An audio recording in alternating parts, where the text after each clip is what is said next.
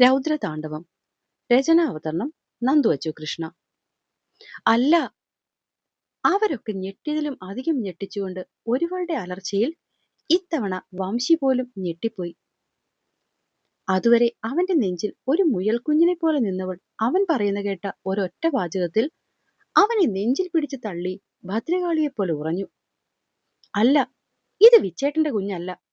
പറയുന്നതിനൊപ്പം തന്നെ അവള് കൈപ്പത്തിയോണ്ട് വയറ്റിൽ 2-3 തവണ ആഞ്ഞിടിച്ചു. അത് കണ്ടതും ഉത്തര ഓടി വന്നവളെ കെട്ടിപ്പിടിക്കാൻ പോയതും സിദ്ധി ധാത്രി അടുത്തേക്ക് വന്നവളെയും തള്ളിക്കളഞ്ഞു. ധാത്രി! ഒരു നിമിഷത്തെ പകപ്പ് മാറിയവൻ സിദ്ധിയുടെ അടുക്കിലേക്ക് വരാൻ തുടങ്ങിയതും അവരെ അടുത്തേക്ക് വരാൻ സമ്മതിക്കാതെ അവൾ പിന്നെയും പുറകിലേക്ക് തന്നെ നടന്നു. വിച്ചേട്ടൻ കള്ളം പറയാൻ വേണ്ടി എന്റെ അടുത്തേക്ക് വരരുത്. ധാത്രി, നിൽക്കവിടെ! അവൾ വാതിലിലേക്ക് പോകുന്ന കണ്ട് വംശി ദേഷ്യത്തോടെ വിളിച്ചു. ഇത് വിച്ചേട്ടന്റെ കുഞ്ഞല്ല. പറഞ്ഞാൽ തന്നെ പിന്നെയും പിന്നെയും പറയുന്നവളെ പാർത്ഥനും അഗ്നിയും ഹരിയും ഉത്തരയും ഒക്കെ വെപ്രാളത്തോടെയാണ് നോക്കി നിന്നത്. അതിൽ തന്നെ ഉത്തരയ്ക്ക് വെപ്രാളത്തിനും അപ്പുറം ഭയമാണ് തോന്നി തുടങ്ങിയത്.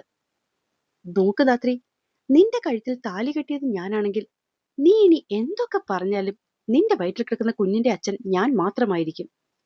അവളുടെ അടുക്കിലേക്ക് പാഞ്ഞു ചെന്നുകൊണ്ടുള്ള വംശിയുടെ ദേഷ്യപ്പെടലിൽ സിദ്ധി പിന്നിലേക്ക് നീങ്ങിയെങ്കിലും തട്ടി നിന്നത് ടേബിളിലാണ്. കുറച്ചു മുന്നേ ഗ്ലാസിന്റെ ആ ടേബിൾ തല്ലി പൊട്ടിച്ചത് കൊണ്ട് തന്നെ അവളുടെ കയ്യിൽ തടഞ്ഞത് ഒരു ഗ്ലാസിന്റെ കഷ്ണമായിരുന്നു. വിച്ചേട്ടൻ എന്റെ അടുത്തേക്ക് വരരുത്. വന്നാൽ ഇതുകൊണ്ട് ഞാൻ എന്നെ തീർക്കും. മൂർച്ചയുള്ള മുനു അവൾക്ക് നേരെ തിരിച്ചുകൊണ്ട് സിദ്ധി അവന്റെ കണ്ണിലേക്ക് നോക്കി പറയുമ്പോൾ വംശിക്ക് പിന്നിൽ നിന്നവരത്രയും ഭയപ്പെട്ടുപോയി. സിദ്ധി വേണ്ട, സിദ്ധി വേണ്ട, പ്ലീസ് വംശിയേട്ടാ, അവൾ പറയുന്ന കേക്ക്. അവൾക്ക് ടെൻഷൻ കൊടുക്കല്ലേ. ആളാവിധം ഓരോരുത്തരും പറഞ്ഞെങ്കിലും ഒരു നിമിഷം പോലും വംശിയുടെ കണ്ണുകൾ അവളിൽ നിന്നും മാറിയതുമില്ല. അവൾക്കടുത്തേക്കുള്ള അവന്റെ ചുവടുകൾ നിന്നതുമില്ല. വിച്ചേട്ടാ വേണ്ട, അടുത്തേക്ക് വരരുത്. വന്നാൽ ഞാൻ എന്റെ ജീവൻ എടുക്കും. ഭീഷണിപ്പെടുത്തിക്കൊണ്ടവൾ ഗ്ലാസിന്റെ കഷ്ണം തന്റെ കൈത്തണ്ടയിലേക്ക് വെക്കുമ്പോഴാണ് ഇടിമിന്നൽ പോലൊരു ശബ്ദം അവളുടെ കാതിലേക്ക് തുളച്ചു കയറുന്നത്. ഞെട്ടി നോക്കുമ്പോൾ കാണുന്നത് ഏത് ഗ്ലാസ്സിലെ ഒരു പീസാണോ അവളുടെ കയ്യിലിരിക്കുന്നത് അതിന്റെ മറുഭാഗം ഇടത് കൈയാൽ ആഞ്ഞടിച്ചു പൊട്ടിക്കുന്ന വംശിയാണ്. മുഷ്ടി ചുരുട്ടിയുള്ള അവന്റെ ആ ഇടയിൽ അവന്റെ കൈയുടെ മേൽഭാഗത്ത് അത്രയും ചില്ല് കുത്തിക്കയറി ചോര ചീറ്റി ഒഴുകാൻ തുടങ്ങി. വംശി! പാർത്ഥനും അഗ്നിയും ഒരുപോലെ വിളിച്ചുകൊണ്ട് അവന്റെ അടുത്തേക്ക് പാഞ്ഞു എന്നതും ഒരടി എന്റെ അടുത്തേക്ക് വന്നേക്കരുത് രണ്ടുപേരും. വാക്കുകളാൽ അവരുടെ രണ്ടുപേരുടെയും കാലുകളിൽ കൂച്ചുവിലങ്ങിട്ട് പൂട്ടി വംശി. വിച്ചേട്ടാ! കയ്യിലിരുന്ന ഗ്ലാസ് കഷ്ണവുമായി അതുവരെ അവനെ ഭയപ്പെടുത്തി നിന്നവളുടെ ശബ്ദം അവന്റെ ഒഴുകുന്ന ചോരയിൽ പകച്ചുപോയി. പറയ് ഞാൻ വരണ്ടേ നിന്റെ അടുത്ത്? ചോദിക്കുന്നതിനൊപ്പം ഇത്തവണ വീണ്ടും ആ ഗ്ലാസ് ടോപ്പിലേക്ക് അവന്റെ കൈകൾ ഇടിച്ചു നിന്നു. അതുകൂടി കണ്ടതും ധാത്രിയുടെ കയ്യിൽ നിന്ന് ആ കഷ്ണം നിലത്തേക്ക് വീണ് ചിന്നിച്ചിതറി. അവൾ ഓടിക്കൊണ്ട് അവൻ അരികിലെത്തി ഇരു കൈകളാൽ അവന്റെ കൈപ്പത്തി കൂട്ടിപ്പിടിച്ചു. പാച്ചേട്ടാ, അഗ്നിയേട്ടാ, തുണി എടുത്തിട്ട് വാ, എന്തേലും ചോര ചോര പോകുന്നു പാച്ചേട്ടാ. ആ നേരം അവൾക്ക് മുന്നിൽ അവളുടെ വിച്ചേട്ടൻ മാത്രമേ ഉണ്ടായിരുന്നുള്ളൂ. പറയ് ധാത്രി, ഞാൻ വരണ്ടേ നിന്റെ അടുത്തേക്ക്? അവൾ പൊതിഞ്ഞു പിടിച്ച കയ്യെ വലിച്ചൂരിക്കൊണ്ട് വംശി ആ കണ്ണിലേക്ക് നോക്കി ചോദിച്ചതും പെണ്ണ് കരഞ്ഞുകൊണ്ട് കൈ പിന്നെയും പിടിക്കാൻ ചെന്നു. മറുപടി താ ധാത്രി, നിനക്ക് പോണോ എന്നെ വിട്ട്? വേണ്ട, പോണ്ട. വിലങ്ങനെ തലയാട്ടി പോകേണ്ട എന്ന് പറഞ്ഞുകൊണ്ട് അവളുടെ കൈ പിന്നെയും അവന്റെ കൈയിലേക്ക് പിടിക്കാൻ തുടങ്ങിയതും അവൻ ആ കൈ പിന്നിലേക്ക് തന്നെ വലിച്ചു. നിന്റെ ഭർത്താവ് ഞാനാണെങ്കിൽ ഈ കുഞ്ഞിന്റെ അച്ഛനും അപ്പോ ഞാൻ തന്നെയല്ലേ? അല്ലെന്നവൾ തലയാട്ടാൻ പോയതും അവന്റെ മുഖഭാവം മാറി. കണ്ണുകൾ ചുരുങ്ങി ചുവന്നു. നെറുകയിലെ നരമ്പൊക്കെ പിന്നെയും വലിഞ്ഞു മുറുകി. അവന്റെ കൈകൾ പിന്നെയും ദേഷ്യത്തിൽ ചുവരിലേക്ക് ഇടിക്കാൻ പോയതും അവൾ വേഗം പോയി കൈ പൊത്തിപ്പിടിച്ചുകൊണ്ട് അവനെ വട്ടം ചുറ്റിപ്പിടിച്ചു. ഇനി ഇനി നോവിക്കല്ലേ, കണ്ടു നിൽക്കാൻ വയ്യ എനിക്ക്. ഒക്കെ വിച്ചേട്ടൻ പറയുന്നതാ. അതുവരെ ദേഷ്യം കൊണ്ട് വലിഞ്ഞു മുറുകി നിന്നവന്റെ മുഖം മെല്ലെ അയയാൻ തുടങ്ങി. അപ്പോ നീയും നിന്റെ കുഞ്ഞും എന്റേതാണ് അല്ലേ? ആണ്, എല്ലാം ആണ്. വിച്ചേട്ടൻ പറയുന്നതൊക്കെയാണ്. ഇനി സ്വയം നോവിക്കല്ലേ, കണ്ടു നിൽക്കാൻ വയ്യ എനിക്ക്. ഞാൻ മരിച്ചു പോകും. അപ്പോഴേക്കും വംശി അവളെ ചോരക്കയ്യാലെ വലിച്ചു നെഞ്ചിലേക്കിട്ടു. ആ വാക്കിന് നീ മിണ്ടിയാൽ കൊല്ലോടി പുല്ല നിന്നെ ഞാൻ. അവളെ വരിഞ്ഞു മുറുക്കി ആ കണ്ണിലേക്ക് നോക്കി അവൻ പറഞ്ഞതും പെണ്ണിന്റെ ചുണ്ടിൽ ഒരു കുഞ്ഞു പുഞ്ചിരി വിരിഞ്ഞു. പക്ഷേ അതൊന്ന് തികച്ചു കാണും മുന്നേ തന്നെ അവന്റെ കയ്യിലേക്ക് അവൾ തളർന്നു വീണു കഴിഞ്ഞിരുന്നു. ധാത്രി! വീഴാൻ പോയവളെ താങ്ങി പിടിച്ചിരുന്നു വംശി. അപ്പോഴേക്കും മയങ്ങിക്കിടക്കുന്ന ധാത്രിയും അവളുടെ അരികിൽ പറ്റിച്ചേർന്നിരിക്കുന്ന വംശിയെ നോക്കി ദേഷ്യത്തോടെയാണ് അഗ്നി മുറിയിൽ നിന്നും ഇറങ്ങിപ്പോയത്. എന്തൊക്കെയാ പാർത്ഥ ഇവിടെ നടക്കുന്നത്? ഇന്നലെ വരെ ഹരിയുടെ ഭാര്യയാണെന്ന് നമ്മൾ വിചാരിച്ചിരുന്നവളുടെ കഴുത്തിൽ ഇപ്പോഴും വംശിയുടെ താലി. ഇത്രയും കാലം അവളെ തിന്നും പിടിക്കും എന്നൊക്കെ പറഞ്ഞു നടന്നവൻ ഇപ്പോ അവളെ കണ്ണീന്ന് പോലും മാറ്റാതെ പൊതിഞ്ഞു പിടിക്കുന്നു.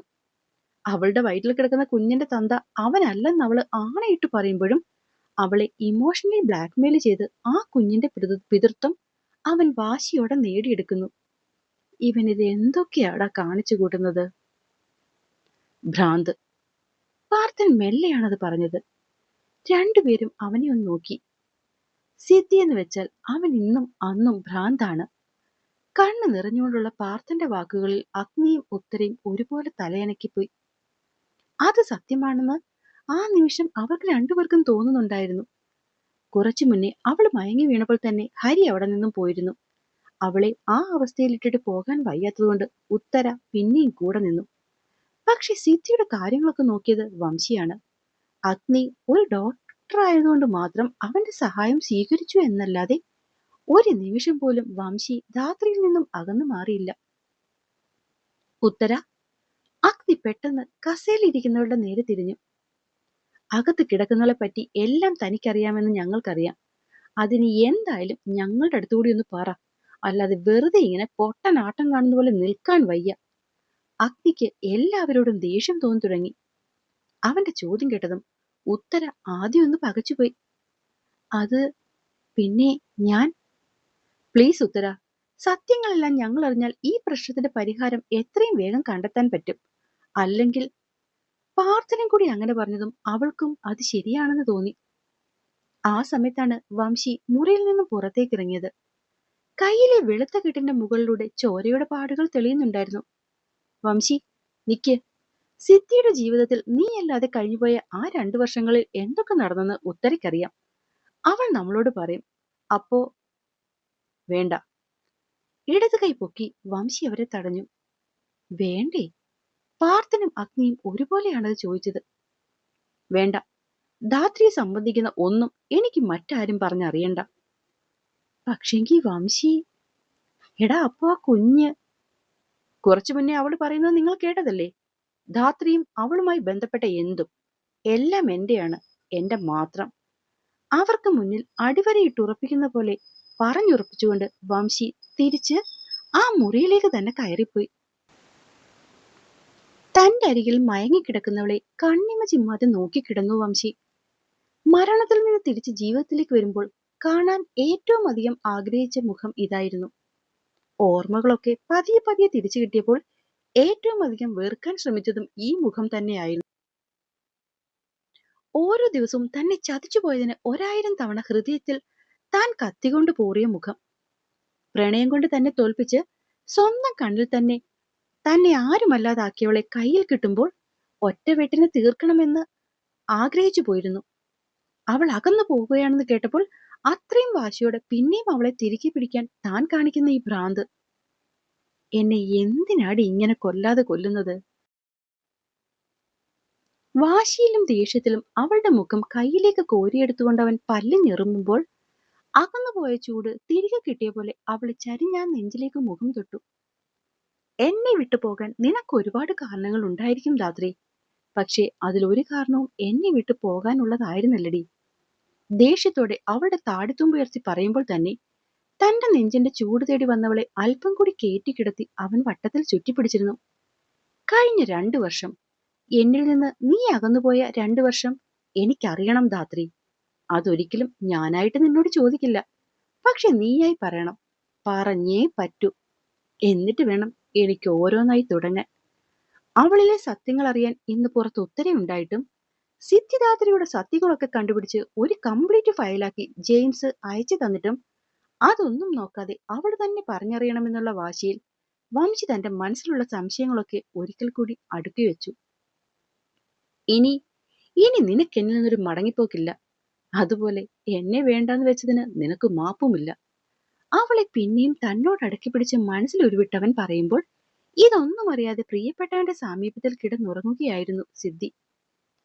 നേരം ഇത്രയും കഴിഞ്ഞിട്ടും സിദ്ധി എഴുന്നേൽക്കാത്തത് നോക്കാൻ പോയ അഗ്നി കാണുന്നത് അവളെയും കെട്ടിപ്പിടിച്ച് കിടന്നുറങ്ങുന്നവനെയാണ്.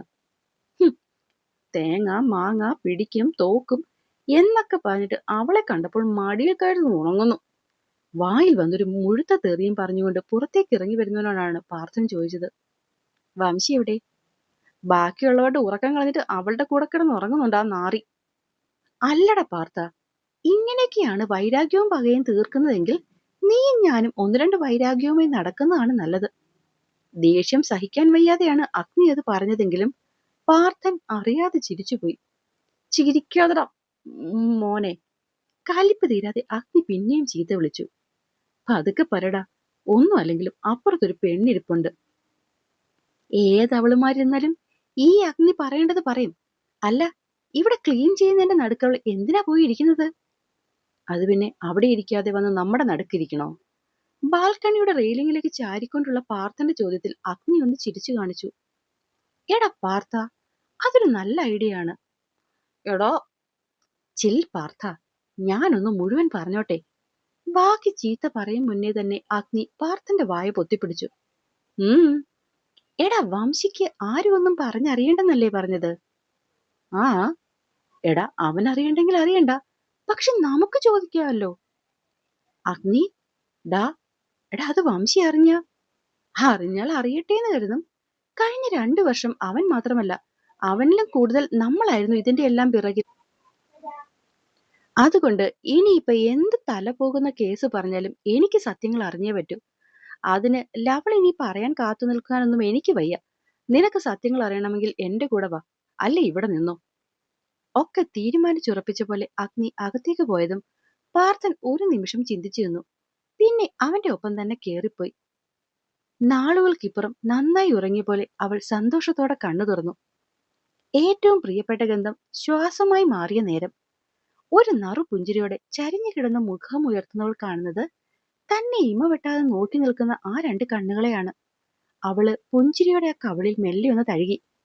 വിരൽത്തുമ്പ് കൊണ്ട് അവന്റെ ചുണ്ടിലൊന്ന് തൊട്ടു. പിന്നെ നെഞ്ചിലേക്ക് ചേരാൻ തുടങ്ങിയതും അവൾ പെട്ടെന്ന് സ്വപ്നം കണ്ടതുപോലെ പിന്നിലേക്ക് മാറി. വിച്ചേട്ടാ. അതുവരെ പുഞ്ചിരിച്ച ചുണ്ടിലെ ചിരി മാറി അവിടെ പേടിയായി. നീ ഉറങ്ങാൻ തുടങ്ങിയിട്ട് നേരെ ഒരുപാടായി.